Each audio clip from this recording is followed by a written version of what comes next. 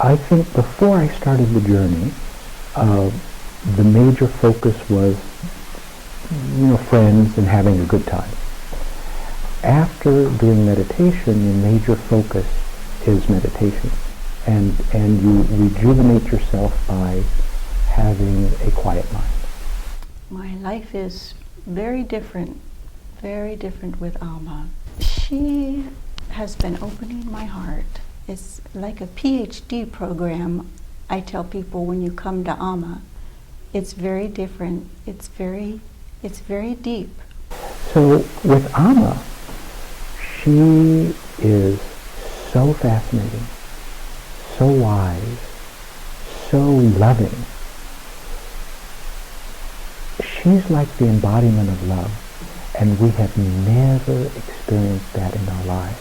I like to joke that I was raised by the Jesuits and the Anglicans, but the religious part didn't really spark me until meeting Baba Muktananda and having experiences. Learning who you are through the process of spiritual experiences. Elizabeth and Keith Burton, a very spiritual couple from Carlsbad, California, share their own complex spiritual journey from having no belief system whatsoever to Christianity, to Hinduism, to Swami Muktananda, to Amma Sri Karunamayi. Welcome to Souljourns.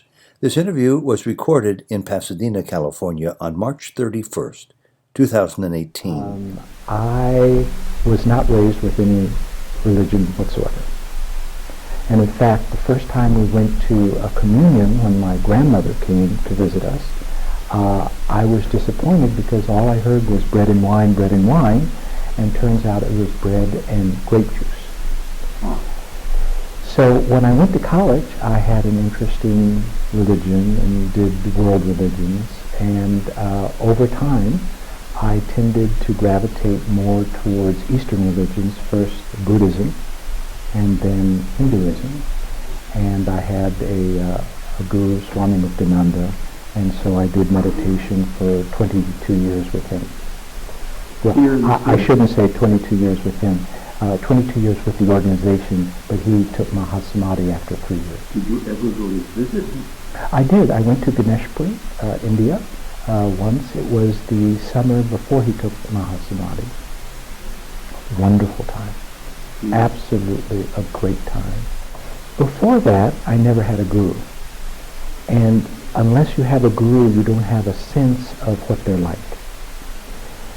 But seeing him, you realize this is a magnificent being that has all this energy and beauty, majesty, and wisdom, and it just pours out of him. And so this would be the experience that we have all had through history with great beings, where they're captivated, they're interesting, and they give you knowledge. And before you know it, you're swooning at their feet. Well, I like to joke that I was raised by the Jesuits and the Anglicans. So in Tokyo, Japan, for grades 1 through 5, it was Canadian Jesuits. We had that experience. And then for grades 8 to 9, I was in English boarding school with the Anglicans, so we had that experience. Wonderful education. But the religious part didn't really spark me until meeting Baba Muktananda and having experiences. So it's one thing to know the religious foundation, the history, but when you meditate, after a while, you get those experiences, and so the teachings that the Guru has given are now supported by your inner experience.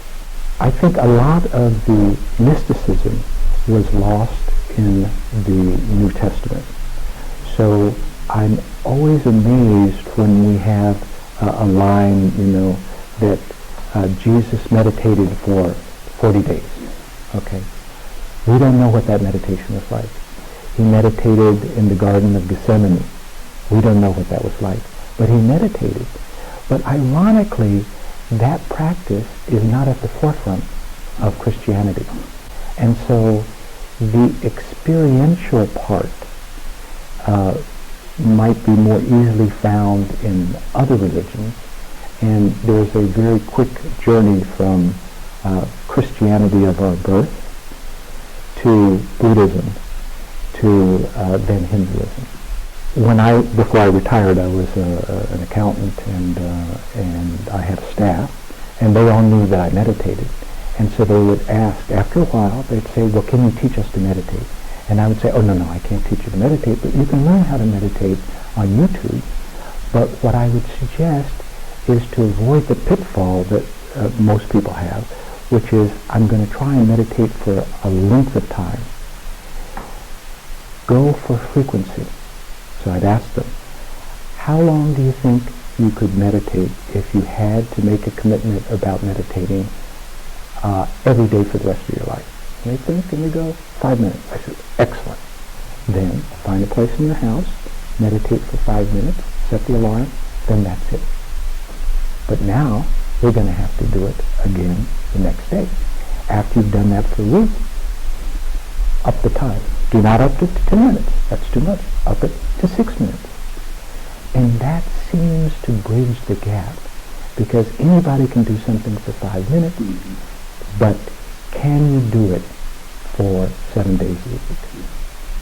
That's going to help people around the world. I just know it will, because so much is written and said about meditation. So many people give up. Yes. Yeah. That's very helpful. So when I was meditating, it took me like maybe a year or two to have the following experience, which is, because I was a musician, I heard songs in my head all the time. Wake up, you hear a song. Go to bed, hear a song. I couldn't concentrate in college because all there was songs in my head. So I started to do meditation with Swami Muktananda, and after a year or two, I was at a gig, tuning up, and all of a sudden, the music stopped. And I was aghast. I was, oh my God. I can actually decide what I want to think about and think that way. And it was bliss. And then 10 minutes went by, the music started again, but I knew meditation was erasing the music from my head. And it's erasing the thoughts. But that's your love. Yes, and actually, ironically, over time I had to let music go, and I had to stop listening to music because it would sink in my head, and so it was either, do I want to hear music in my head, or do I want to hear the silence? What is the silence sound? Well, the silence is just a diminution of the thoughts, so it's rolling the thoughts back. So let's say, because I'm an accountant, let's say if your thoughts are 100, you will notice if it rolls back to 90%. And then over time it rolls back to 85 and 80. And what's really amazing is that after a while, and this took me 20 years, after repeating the mantra, then the thoughts and the mantra inverted. So the mantra was in the foreground and the thoughts were in the background. And that was a glorious day. I think before I started the journey, the major focus was, friends and having a good time. After doing meditation, your major focus is meditation. It's not like it's your major focus that's the majority of what you're doing, but the premium time is spent on meditation. And as long as you can meditate during the day and have that experience, then you feel great. I remember getting ready for a program, and it ended late and started early, and I had a choice between 4 hours of sleep or 3 hours of sleep and 1 hour of meditation. And I made a big mistake. I did 4 hours of sleep, and I was a danger to myself on the road. So I will never do that again, because 1 hour of sleep, of meditation is probably equal to 3 or 4 hours of sleep. More restful. More restful. Less going on. Yes. And you rejuvenate yourself by having a quiet mind. I used to be shy, and I had to overcome that. And if I could just share a story, I remember being so shy that I had to seek counseling in college. And so the counselor said, well, I could spend a lot of time with you, or all you have to do is observe conversations, see how they work, and mimic them. And that's what I did. And I go, oh my gosh, well, this is easy. One person says something, and the subject elicits another response in their mind, and they do that. You got a conversation going. I haven't stopped talking since.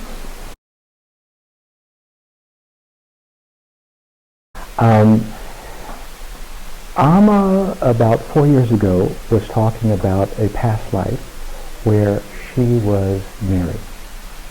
And that really touched my heart, because you could see the sweetness between her now and how we think of Mary.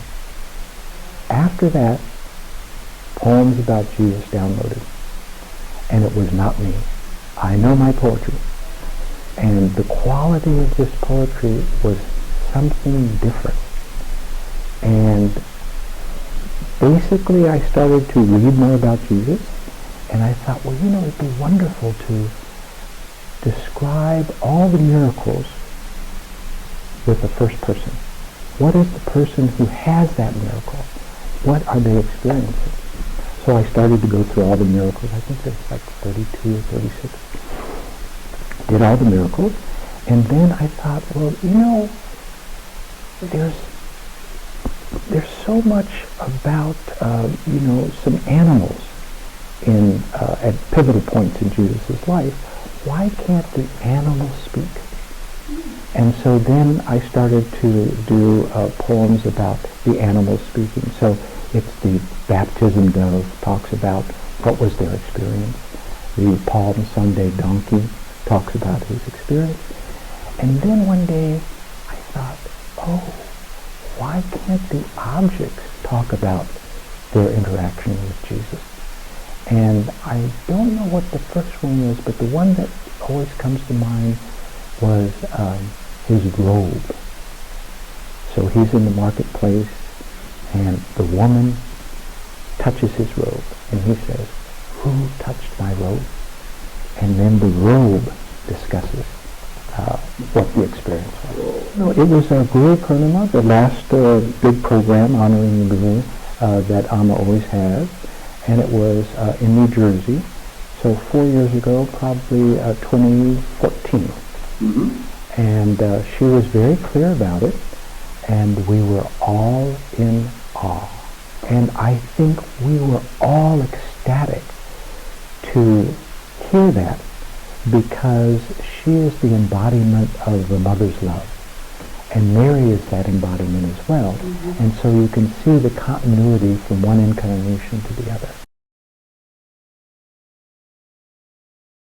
It was in the darshan line, and my wife Elizabeth and I went up, and at the end she said, well, Keith, talk about women and how women should be treated. Are you a global expert on this subject? Oh, not at all. Why do you think she talked to you about that? I think it's because I really have a great affection and reverence for women, and I got that from my father. My father was totally in love with my mother. The two of them were just a love match, and even though we had to travel 80% of the time, they were always together, always talking, and I never understood how people could talk so much together. And so the respect that he showed my mother became the respect that I showed women. And I think that if people do not have that role model, then it's a little hard to maybe respect women if the mother has not been respected in the home. If there has been unkindness towards the mother in the home, then they're going to mimic that. But I think that the antidote to that is for men to look around and look for a more positive role model. And something that comes up for me is Joseph.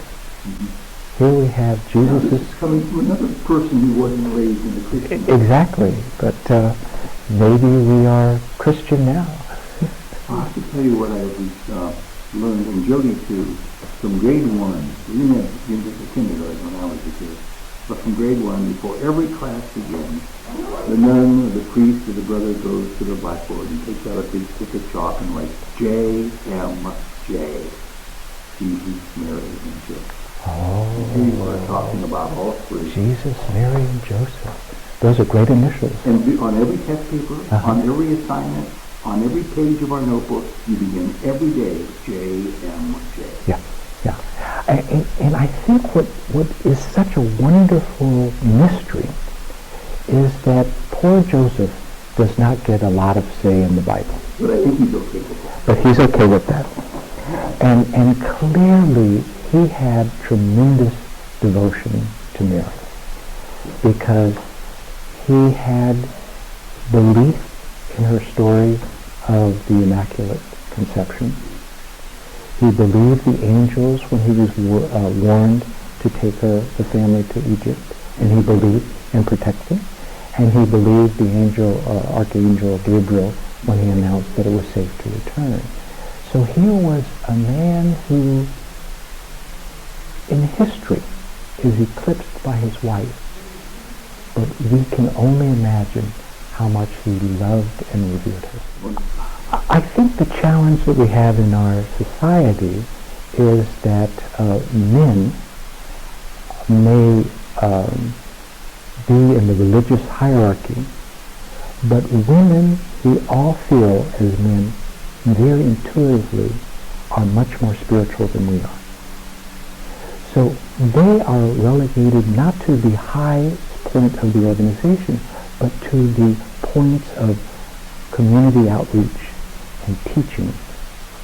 And so men have a sense of power in their stature in the world. But women love the world. And then, oh, by the way, don't care to share that power. And men do not care to share that power. And so what we have is a situation where the two sexes are in opposition about what they revere, let us say. But we can say that given a choice between power and love will always conquer power. The problem that we have, I believe, is that not everyone has a good role model, and the lack of a good role model then perpetuates the unkindness that they saw in their home. So it may be that men are a little autocratic because God is considered a male. And so, but with the Gnostic Gospels of the first century, you have the emanations from God being female. So angels were female, and Sophia, wisdom, was also female. All goddess-driven. All goddess-driven. So there is this oblique kind of recognition that part of God is feminine. And maybe someone could say, well, the real miracle of creation was the fact that a man gave birth. So we need to broaden that sense of the contribution of women. And Amma Sri Karunamayi, an Indian saint that we know and love, has already confirmed by saying that women are 8 times more intuitive and spiritual than men. We were astounded when she said that. We were astounded because we would think, okay, twice, 3 times, but 8 is pretty spiritual. Mm-hmm. Yeah. The irony is that everyone alive has spent 9 months in a woman's body. And yet we neglect that. Mm-hmm. But we can all say, in the words of a poem, that about a mother, you could say, for 9 months I was you. One body, one breath, two souls. You were the tree that fed my tender vine. If we can really recognize the indispensable nature of who we are, having come from a female body, I think that will help us respect women in a way that some people seem to find difficult. Then there's birth, and then there's breastfeeding. Connection to the mother is so strong, so strong. I remember Swami Muktananda saying, the child recognizes the mother, but the mother has to point out the child, the father to the child.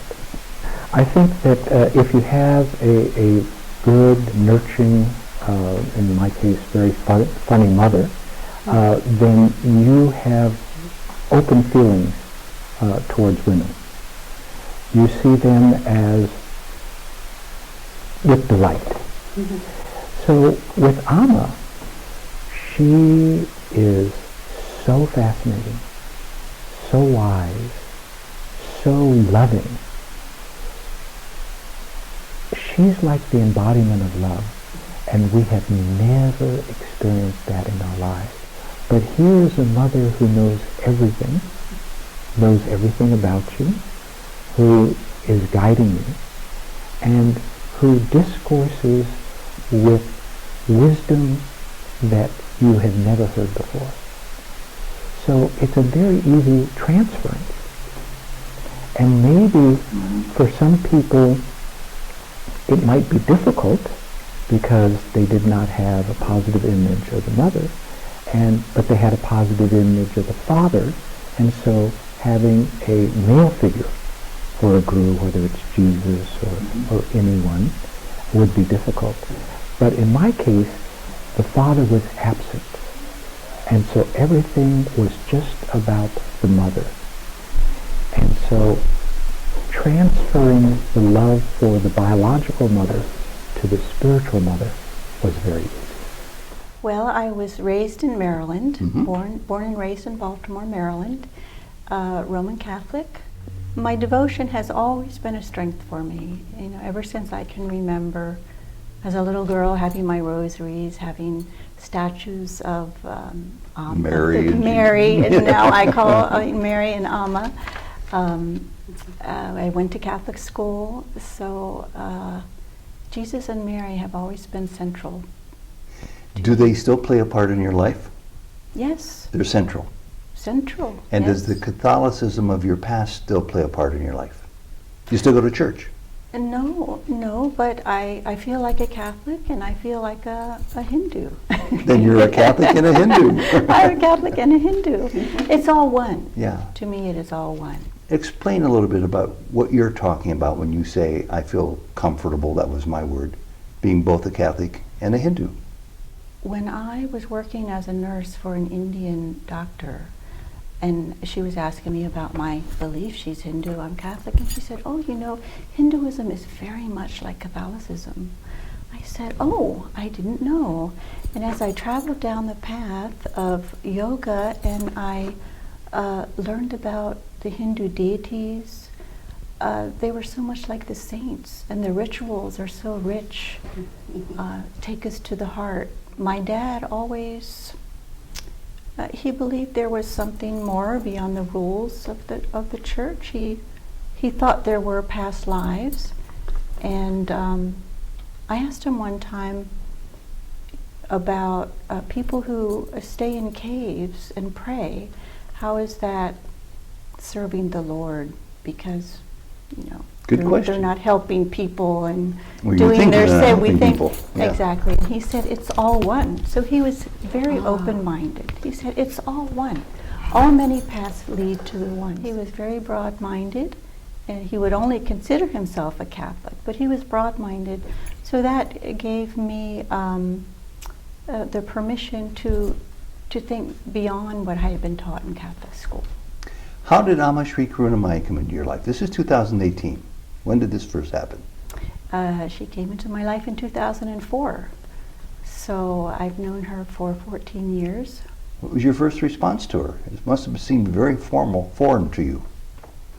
Well, I had been on another yoga meditation path for about 9 years prior to that. So Amma was coming to town, and I was looking for a group because the original group wasn't meeting very much in our city anymore.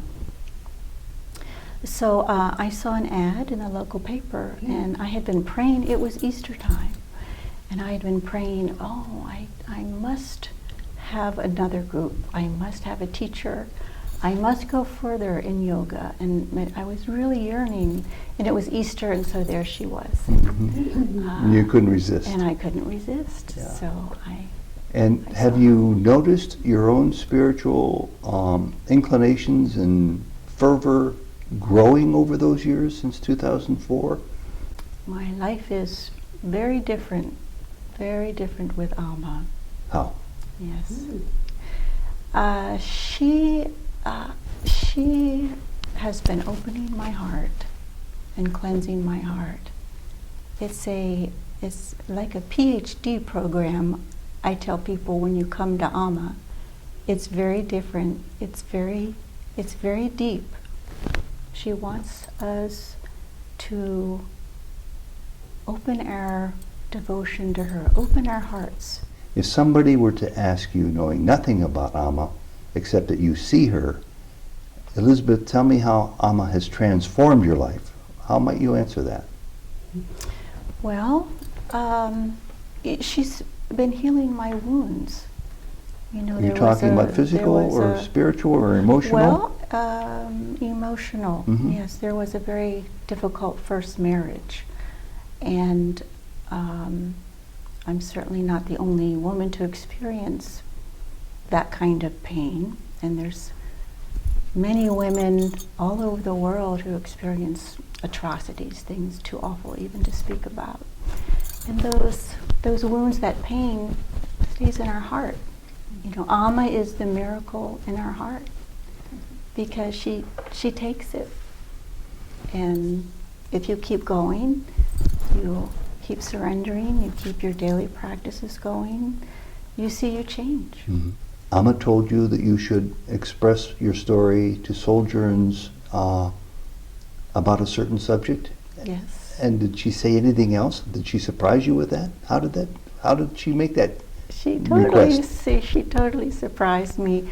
We were finishing darshan. We just finished, and I had the great good fortune to help in darshan line. So she said, "Oh, Elizabeth, go and speak to Ted and talk about how Amma is helping women spiritually around the world, and speak about Akaya, her beloved sister. Yesterday, helping people up to darshan to see Amma, you know, I could palpably see a surrender when they go to Amma. It's a beautiful moment when Amma touches our heads. And so all day I was able to witness that. And it's that moment when Amma is touching us in our hearts and melting away that pain that we all carry. She's doing this to women all over the world. There's so much pain in a woman's heart. If we can imagine a world when women are fully opened in their hearts, you know, as she heals us, we become lighter and lighter and brighter. She says there's a light in there, a light. So we do become brighter, more confident, able to give the best of ourselves to the world. And you wanted to say something about Amma's sister, Akaya, too. She loved her sister. Was selfless, so selfless. She gave up a whole life. Her whole life she was absolutely devoted to Amma. She was a tireless worker. I did not know this about her, how beloved she was. She was a spiritual giant. She was A Amma's spiritual right-hand giant. person in many respects. She is somebody who had stepped into that beautiful Shakti in the heart and was making a difference. And what a bright light she was. She A was bright Amma's light, and I miss her. I number love one her. and only, I think, true facilitator. It was midnight in the Cleveland Clinic in Ohio, and I was recovering from surgery, and Jody was there with me, and Akaya calls with Amma on the line to wish me well. Ted had surgery at the Cleveland Clinic, and they gave him a suite. And I was going to sleep in the next room, and I had turned my phone off. It was late at night. It had been a rough day, and I thought we both sleep, but my phone rang anyway, and I hear, "This is Akaya." I stood right up out of bed and I said, "Akaya? That's you?" "Yes, Amma wants to talk to Ted's son." Oh my goodness. And Amma did, and we both cried. Yeah. Oh, yes. Amma said that Akaya made the connections with people. She did. Calling them and making the connections so Amma could talk to them. She was putting her hands and her voice all around the world to everybody. She was had a quiet strength, just a spiritual giant. So in remembering her, I gain a lot of strength. She's very inspiring to me. I miss her. Yeah, it was a real thrill to be around this silent, mostly silent spiritual giant. Yes. Yeah. Okay, the last word is yours. Anything else you'd like to add to either your story, her story, Akaya's, or Amma's? Or about women? I'm just thankful to Amma for the miracle of Amma in our hearts every day. Mm-hmm. May it be awakened in everybody every day around the world. Elizabeth, thank you very, very much. Namaste. Namaste. Jai Karunamayi. Jai Karunamayi.